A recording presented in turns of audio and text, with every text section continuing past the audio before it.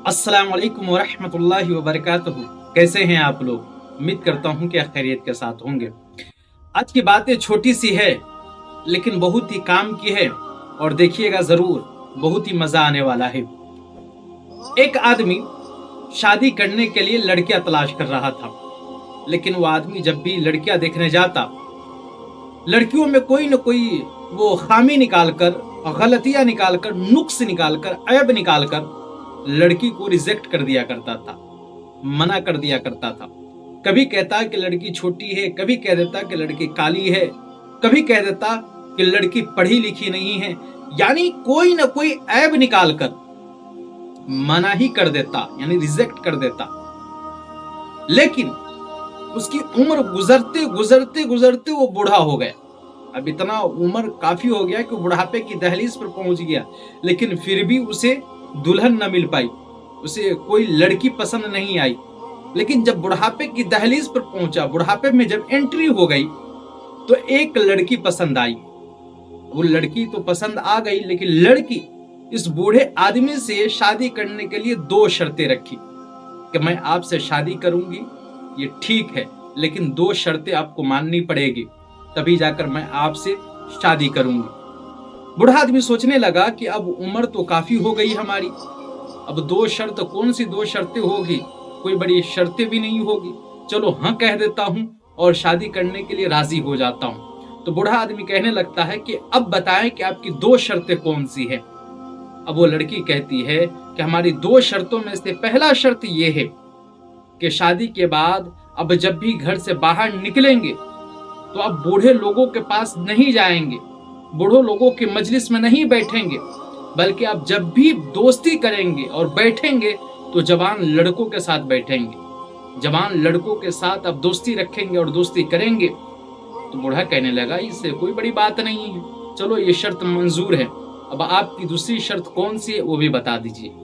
अब वो कहने लगती है कि दूसरी शर्त ये है कि जब भी आप घर में दाखिल होंगे तो दरवाजे से नहीं एंट्री करेंगे, दरवाजे से आप नहीं दाखिल होंगे, बल्कि जो दीवार देख रहे हैं घर का, इसे आप फलांग कर, इसे आप कूद कर तब घर के अंदर आएंगे। अभी बूढ़ा कहने लगा ये मुश्किल है, लेकिन फिर भी मैं तैयार हूं, मैं कर लूंगा, चलो मैं दोनों शर्तें मानने के लिए तैयार हूं। बहरहाल दोनों की शादी हो गई। इसी तरह ये चलता रहा। बूढ़ा घर से निकलता तो नौजवानों के पास जाकर बैठ जाता, नौजवानों की मजलिस में शिरकत करता। अब जाहिर सी बात है, नौजवान की मजलिस में अगर कोई बैठता है, नौजवान लड़कों के साथ अगर बैठता है, तो नौजवान क्या बातें करेगा? वो तो कोई खेती बाड़ी, घर परिवार की बात तो नहीं करेगा, कारोबार की बात नहीं करेगा, बल्कि नौजवान तो अक्सर यही बात करता है कि मैं फला लड़की से बात करता हूँ, वो कहेगा कि मैं फला लड़की को गर्लफ्रेंड बनाया हूँ, तीसरा कहेगा कि मैं फला लड़की को घुमाने ले जाऊंगा, चौथा कहेगा कि मैं फला लड़की के साथ घूम कर आ गया हूँ। इसी तरह बातें होगी नौजवानों की, सब एक दूसरे की बात यही होती है अक्सर कि मैं फला लड़की को डेट कर रहा हूँ, फला लड़की हमारी गर्लफ्रेंड है, मैं फला लड़की को चाहता हूँ, इस तरह की बातें होती थी। ये बूढ़ा उस नौजवान की महफिल में बैठकर खूब मस्तियां करता और उसकी बात सुनकर खूब रोमांटिक हो जाता। जब घर को वापस होता, घर की तरफ लौटता, तो बजाय गेट से जाने के, जैसा कि दूसरी शर्त थी कि दीवार को फलांग कराना, कूद कर आना था, तब ये रोमांटिक में झूमता गाता हुआ दीवार को छलांग लगाकर, फलांग कर, कूद कर पार कर जाता और बीबी के पास चला जाता। ये इसी तरह चलता रहा। लेकिन एक दिन जब ये घर से निकला तो कुछ बूढ़े लोगों ने, बूढ़ों की जमात ने बाहर ही इसे दबोच लिया, पकड़ लिया और कहने लगे कि क्या तुम शादी कर लिए तो बिल्कुल बदल गए, हम लोगों के साथ बैठते ही नहीं हो, नौजवानों के साथ अब रहने लगे हो, बिल्कुल से बदले बदले से लग रहे हो, चलो आज हमारे साथ चलो, आज बूढ़ों लोगों के साथ भी बैठ लिया करो, हम भी तुम्हारे दोस्त है, फ्रेंड है। तो कहने लगा चलो ठीक है बैठ लेता हूँ, हालांकि मना की है बीवी ने बैठने से। अब बूढ़े लोगों के पास ये बैठा, बूढ़ों की जमात में बैठा, तो जाहिर सी बात है बूढ़े क्या बात करेंगे। एक बूढ़ा कह रहा है कि देखो ना दोस्त, काफी दिन बाद मिले हो, लेकिन फिर भी मेरे आंखों से तुम दिख नहीं रहे हो, मैं मोटा सा चश्मा लगाया हूँ, फिर भी तुम्हारा चेहरा साफ साफ नहीं दिख रहा है। एक दिन तो यूं हुआ कि मैंने मिट्टी का तेल पी लिया था, पानी समझकर, न दिखने की वजह से बड़ी मुश्किल से जान बची है। दूसरा कहता है कि देखो ना मेरे घुटने में दर्द ज्यादा होता है और कोई काम भी नहीं किया जाता है और न चला जाता है न भागा जाता है। अब पहले की तरफ जवानी भी नहीं रही, अब बुढ़ापा आ गया। तीसरा बूढ़ा कहता है कि देखो ना दोस्त, काफी दिन बाद आए हो और मुझे ढंग से बैठा भी नहीं जा रहा है। इतने दिन बाद मुलाकात हुई है और फिर भी ढंग से बैठा नहीं जा रहा है। रीढ़ में दर्द रहता है और काफी दर्द से मैं मजबूर रहता हूँ। सब एक दूसरे ने अपने अपने परेशानियां, अपनी अपनी मतलब दर्द और पीड़ा बताने लगा। अब ये जो बूढ़ा जो शादीशुदा था, यानी जो 2 शर्तें मान चुका था, अब ये देखता क्या है कि सब अपनी अपनी तकलीफें बता रहा है। ये सुनकर इसके अंदर भी परेशानियां आने लगी। अब ये बूढ़ा कल तक जो दीवार फलांग कर जाता था, ये कूद कर जाता था, अब इसके घुटनों में भी दर्द होने लगा। बहरहाल मजलिस बर्खास्त हो गई, यानी सब अपने अपने घर जाने लगे उठ कर। अब ये बूढ़ा उठता है तो जो पहले तेजी के साथ चलता था, अब ये बड़ी घिसिट के चलने लगा, यानी अब चला नहीं जा रहा है। क्यों? क्योंकि इसके घुटनों में दर्द हो रहा है। जब ये घर के बाहर पहुंचा, घर में दाखिल होने की बारी आई, तो अब दीवार को देखता है तो देखकर ही हैरत में पड़ जाता है। कितना बड़ा दीवार, इतनी ऊंची दीवार है, ये मुझसे तो नहीं फलांगा जाएगा, ये मुझसे तो नहीं हो पाएगा। अब कुंडी को खटखटाने लगता है, दरवाजे के गेट को पीटने लगता है। तो बीवी कहती है अंदर से ही, आज लगता है कि तुम बूढ़े लोगों के साथ बैठ कर आए हो, आज लगता है कि बूढ़ों की मजलिस में बैठ कर आए हो, अटेंड करके आए हो, इसीलिए तुम्हें आज दीवार कूदा नहीं गया है, फलांगा नहीं गया है।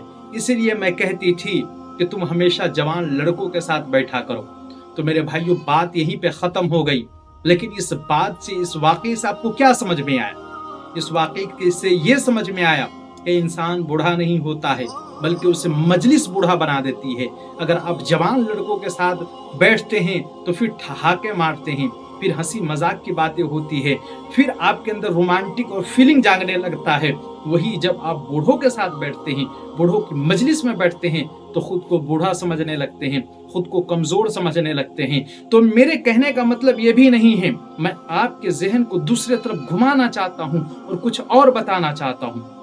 बताया जाता है कि सोहबते साहले तोरा साहले कुनत, सोहबते ताले तोरा ताले कुनत, यानी आप अच्छे लोगों के साथ और अच्छे लोगों की सोहबत में बैठेंगे तो फिर आप अच्छा ही कहलाएंगे। बुरे लोगों की सोहबत में, बुरे लोगों के साथ बैठेंगे तो फिर आप बुरा ही कहलाएंगे। तो मैं ये कहना चाहता हूँ कि आज आप लोगों को हो क्या गया है? जो आप कल तक मुजाहिद थे, जो आप कल तक गाजी थे, आज आप बिल्कुल डरपोक हो गए हैं। हम उस नबी के मानने वाले हैं जिसकी उम्मत कोई मुजाहिद हुआ करते थे, कोई शहीद हुआ करते थे, कोई गाजी हुआ करते थे। हमारे तबा ताबईन को देख लीजिए, शोदा इकराम को देख लीजिए, औलिया इकराम को देख लीजिए, कितने जाबाज हुआ करते थे, जो मैदान में उतर जाया करते थे और दुश्मनों का सामना किया करते थे। हम लोगों ने न उनकी सीरत को पढ़ा है, ना हम लोग न औलिया इकराम के सीरत को पढ़ा है, न शोहदा इकराम के सीरत को पढ़ा है, न अंबिया इकराम के सीरत को पढ़ा है। हमने पढ़ा है तो गलत लोगों के वाकयात को पढ़ा है, गलत लोगों के स्टोरी को पढ़ा है, डरपोक लोगों के सवाने हयात को पढ़ा है, स्टोरी को पढ़ा है। इसीलिए आज हम लोग डरपोक पैदा हो गए हैं और बुज़दिल पैदा हो गए हैं। इंसान बुज़दिल नहीं होता है। इंसान अगर अच्छे लोगों के साथ रहने लगता है, इंसान एक ही होता है। अगर डॉक्टरों के महफिल में बैठता है तो अनपढ़ आदमी डॉक्टर बन जाता है। इंसान एक ही होता है। अगर पहलवानों के साथ रहता है तो वही इंसान पहलवान हो जाता है। इंसान एक ही होता है। अगर इंजीनियर के साथ रहता है तो आदमी इंजीनियर हो जाता है। इंसान एक ही होता है। अगर वो इंसान मौलाना लोगों के साथ बैठता है तो फिर वो दीन का आलिम हो जाता है। इसीलिए मैं कहता हूँ कि आप तो मुजाहिद हैं, आप गाजी हैं, आप बड़े दिलेर हैं, बड़े ताकतवर हैं। आप अपनी ताकत को पहचानिए, आप अपनी ताकत की पहचान करवाए। आप बुज़दिल पैदा नहीं किए गए हैं बल्कि ताकतवर पैदा किए गए हैं। और मैं ये कहूंगा कि आप जब भी बैठे अच्छे लोगों के साथ बैठे, अक्लमंद लोगों के साथ बैठे। बुरे लोगों की न दोस्ती अच्छी होती है, न बुरे लोगों की दुश्मनी अच्छी होती है। मैं उम्मीद करता हूँ कि बात आपको समझ में आ गई होगी। बस आज के लिए इतना ही। अस्सलामु अलैकुम व रहमतुल्लाहि व बरकातहू।